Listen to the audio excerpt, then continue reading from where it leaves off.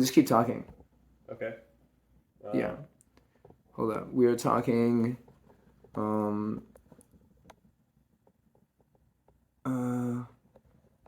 Yeah. What if we were talking? Now, if I say here, just like.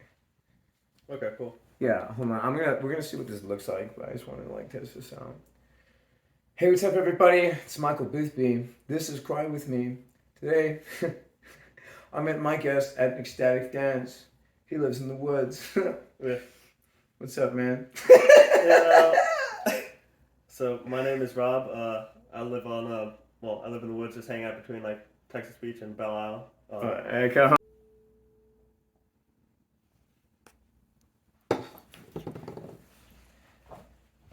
Hey, everyone. Welcome to Cry With Me. I'm your host, Michael Boothby, and this is the first episode. My guest today, because it's still light out. Yeah. It's definitely still light out. It's not tonight yet, but it soon will be. But right now, this is Cry With Me. I'm Michael Boothby. Hey, my name's Rob. Rob. So Rob and I, yeah, hey Rob. So Rob and I met earlier at Ecstatic Dance Richmond, which was happening over by the Crillian Tower in Bird Park. Was that your first time doing ecstatic dance, Rob? Yeah, that was my first time ever actually doing ecstatic dance. It was rather fun, like doing that with a lot of people and just open and expressing. Yeah. Yeah, man. I remember I rolled up on my longboard and I saw you and you were just like doing front flips. I was like, wow, this guy's awesome. I got to talk to this guy. Yeah. Actually, honestly, when you came up, it was fun because like I saw you on the longboard and your vibe. I was like, okay, cool. This is something cool, dude. I was like, okay, cool. Like, you really rolled up on it. I was like, cool. Yeah. Like everyone there was like pretty much like a vibe of light and peace. I was like, okay, cool. This is my tribe. Yeah. I like this. No, it was really great. You agreed to come over here and be the first guest on my show, Cry With Me, which I think I explained the concept with you. But I might as well explain the concept to you, watcher, viewer of this, because you don't know what this is and you don't know who I am. Who I am doesn't matter. But what this show is, I'm having people come on my show and I'm asking them one question. What makes you cry? And then we're going to have a conversation about it. So, Rob, man, what makes you cry? Okay. So the biggest thing that makes me cry is how I feel like I've been trapped within my own mind or like state of like trying to survive back in the past, or like the way of like how I had so much self-hatred towards myself for like the environment, for like my part in destroying the environment, you know, like it was like the whole cultural system, like how I felt like kind of like I was pushing against the system, but at the same time being rejected by the world like around me, and like how I was like a kind of an outcast and couldn't like really fit in. That vibe, like I felt like sometimes I had like a lot of hate. Like I had like hate for other people, hate for the world, like the world, the state of the world that we're in. Like I'm like, why are we in this way? Why can't like we just communicate, or like why can't I be honest with myself and open with myself, because things were like seemed stuck in some way. Like, but I had so much love to bring. I felt like I'm just an animal in this, like just, you know, just another like. Yeah. I'm just like, man. Honestly, just like want to live in nature, have a family, like just play, but like just sing and just like, but like we don't. I don't want to like have this. Yeah, the system. It's like I've always thought about it as like something's gone wrong. As soon as I got here as a kid, I was like, you know, it felt like we were all like slaves in some way, or like detached from nature, and it's scared, but like. He thought it was like we're the universe at the same time. Like everything we're looking at is also us, right? Yeah. What we hate in others, we hate in ourselves. What we love in others, we love in ourselves. Yeah. Was it you earlier? No, it was Joe. It was our friend Joe. Yeah. We were having a conversation earlier at Ecstatic Dance, And Joe asked us this simple question. So, what do you think is like the number one thing that's wrong with the world? And I think, and Joe was like, Joe's was so spot on because he was just like, it's a lack of self-love. Yeah. What do you think about that? No, that's like the big key point because I felt like when I was a kid, when I got into school, there was like this like I felt like I got detached from myself, like in some way. Where was that? Like, where was the disconnection though? Did you get like? Can you even pinpoint like that moment when you were in school and you were just like, okay? I think it was when I started to feel vulnerable about like the internal organs of my body and like how like I'm just like at first I thought everything was me. Everything was this emotional like light scene, you know. It's like I felt like everything was just talking. But then in school, I got the sense that like no, I'm now this small little character looking out in like a scary place where like if I don't like do everything right, I'm going to suffer and like it's going to be like it was like that whole failure aspect to it. Yeah. Especially like in Catholic school, like I was in that kind of vibe where I was like, okay, I had. You were in Catholic school? Yeah. How long? The whole time? From like kindergarten up until like 8th grade. Oh wow! I was like kindergarten until 3rd grade. Yeah. And then I repeated 3rd grade at a private school. And then I learned that what we were learning at that school was what my friends were learning in 4th grade at the Catholic school. Okay. Yeah.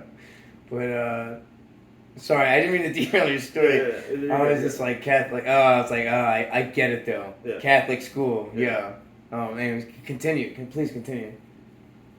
And that kind of vibe, like, I love everything about like Christian, like the main thing is like we're all one. Like do unto others as you do unto yourself. Right. But like for some reason, like our system has us at the same time. Like it seems as though like some people are being like suppressed. Right. It was like. And why? Why do you think? Why would a system oppress people intentionally? I would say it's about like resources and sex and gain. It's like it's dopamine. Dopamine. It's like not just dopamine. It's like we're all addicted and attached to like our own being. Wow. Like it's like you have like we're attached to everything that we think we are, or need to be. Because it's like a feedback loop. Because like once you get like, and I guess impressed upon it, like when like in school, like you're right. You're What did you learn in school? What did this education system teach you? Honestly. Competition. Right. Yeah. Competition. Right. You have to be better than your neighbor. Yeah. You are all competing for limited resources. Why do we teach kids that? Yeah. When there's infinite resources of creativity and love and joy. Why don't we teach that? I don't know. It's yeah. I felt like maybe it's because like we all get damaged by the past, and we all kind of Why do we perpetuate our pain so much though? Yeah. What is it with humanity? Like, why is it? It's an easier choice to continue to do pain than to like be the one who goes, no, like no more. I choose to not cause suffering anymore because it was done to me. Like, why is that such a harder choice? Because it's like it's like part of it is I feel like the TV, man. Wow. Okay, so the TV is like a office. It's like a cityscape, and there's an office. It almost looks like the end of Fight Club. It's really interesting. Yeah. Actually, it does. Yeah. It kind of does. But like, go ahead. You have all the towers and stuff, but like right. At the same time, it's like one of the biggest things I think about with entertainment. You get into these storylines of like other people, and you live through their tragedies. Right. And so you take these tragedies on upon yourself.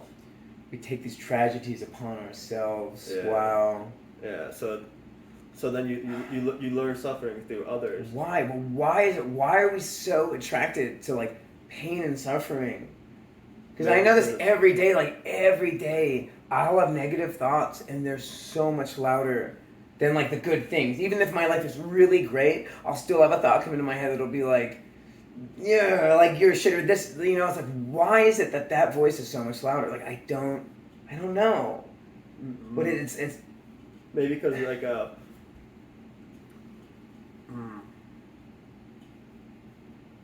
it's something that like I felt like as a kid I was always gets belittled, and that's like how it began for me. It was like not really belittled, but I just felt like I wasn't good enough. Like just who as I was. Like I had to have like, you know, you had to have a car. You had to have all these things in order to like function or be like safe. Like because like it like I don't know. It was like we were separate from nature, and that was like I think like one of separate from nature. Yeah. Why aren't we raised in nature? Because I guess like the whole culture, like we've kind of gone off this way. We haven't known another way, and at the same time we're scared of death. Right. And nature like has this like it's why scary. why do you think people in the West? Why do you think people in the West are so scared of death? Just in your 26 years of experience. Like for me, it was like the whole thing of like Judgment Day. It was like going to hell if I didn't live things right. I mean, right, because you went to Catholic. Did you believe that? Well, yeah. Do you still believe that? I mean, nowadays, no. I think everyone like we all just go to the light, and like because like I feel like at the end of the day it's all energy and all that is light. So it's like I believe in reincarnation. So I do believe like it's just like, you know, multiple beings, and we're all just, you know, we're all God. We're all God. Yeah. We're all just passing through. Yeah. So, if we're all just passing through, you know, is there anything really to cry about? No. Because I mean, like, I like to say it's all love. At the end of the day, it's just a storyline. Because like from reading books, you know, you get that idea that you're one of these characters. You're a witness. A witness. Yeah. Yeah, I've always liked to think that I am the writer, actor, and director of my life. Yeah. That's really funny. You had that same realization. That's so funny. But I'm also the audience too. Yeah, exactly. Right. It's like all reflection. It's like right, because if it's like you said, like if we're all God, if we're all everything, then you do play every part. Yeah. And when you have the awareness of that, it's a lot, you know. That's a lot, you know. It's a lot of, I don't know, but did we cry? I teared up a little. I honestly, most of the time I cry is like when I meditate. Like sometimes I'll come out of it, I'm like, there's so much love, and I'm like, I need to bring like more like but the connection always feels to be is nature. It's like I always like, that's why I'm living in the woods. It's like, go meditate by the river. How's it going? How long have you been in the woods? So far, I've been doing it for like, 3 weeks. Well, it's been about 3 weeks of me doing this journey, but I lived in the woods more on the farm. Wow. But me doing this, I've actually stayed with some of my friends because that's been helpful, especially during the rain. But other than that, I've been staying at like Texas Beach and Belle Isle, and it's beautiful. Just like I just like sleep out on a ground tarp with a blanket. I'm like, I wake up to the sun, I'm just like, okay, here I am. And I'm just like, okay, cool. Time to get up. Yeah. Let's go. Like every day, just like you meditate, do some yoga. And you're just like, it's so peaceful. I don't really need to do much. Just a little bit of water, and you know, it's water, food, and you know, just talk to people, hang out. Rob, I admire you, man. That's awesome. There's not many people that would be like, I live in the woods. and I'm having a great fucking time. Yeah. Would you recommend living in the woods to other people? Well, yes, because I mean, like, one of the best things is like earthing. It's like I always like to have my body feel the earth and like, well, talk to the plants and like just like feel them because like one of the biggest things that I realized like is it hardens you. It makes you a stronger person to like connect to nature because How like, so? because I mean it puts you through the elements. Like I was Right. I was a farmer, and like during that time period I was like it was like dealing with your suffering because you're like you're kind of struggling with like you're struggling with the elements, but at the same time you keep doing it because it's like you learn like it's good. Food is good and like Yeah.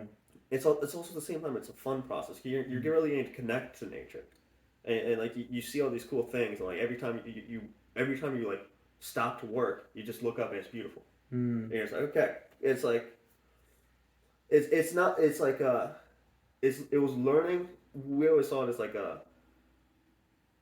how am I being worthy of my suffering? How am I being worthy of my suffering? Yeah, yeah, yeah. And like it was like a growing process because we're all just plants here. Right. That was like that was like the way to Oh, I love that. to look at it. It's like when I die, my body just goes to the earth, and it's just like well, Right. my body dies. I don't think as I said the soul passes on. Do you fear death, Rob? No, I don't I don't fear death. I do fear the unlived life, the life that's not truly lived. Me too, man. Yeah. Me too. Wow. Well, guys, this has been episode 1 of Cry With Me. Rob Willis. Yeah. Where, if people want to find you, how can they find you, man?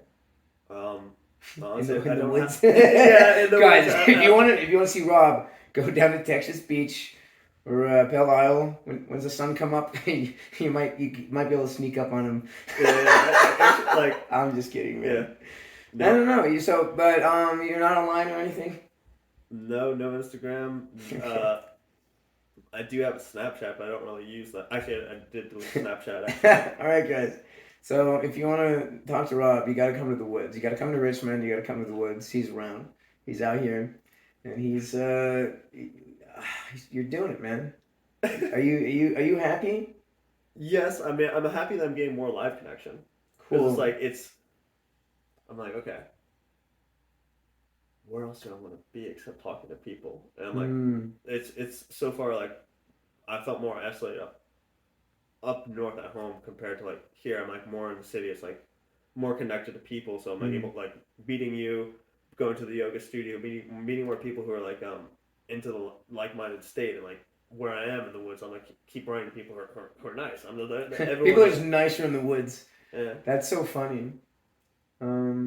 Yeah. So yeah, guys. So. I don't know, move to the woods. Figure it out. If you're not having a good time, come on my show. You can cry with me. This has been Cry With Me. I'm Michael Boothby. That's Rob Willis. And thank you so much for watching. Take care. peace. See ya.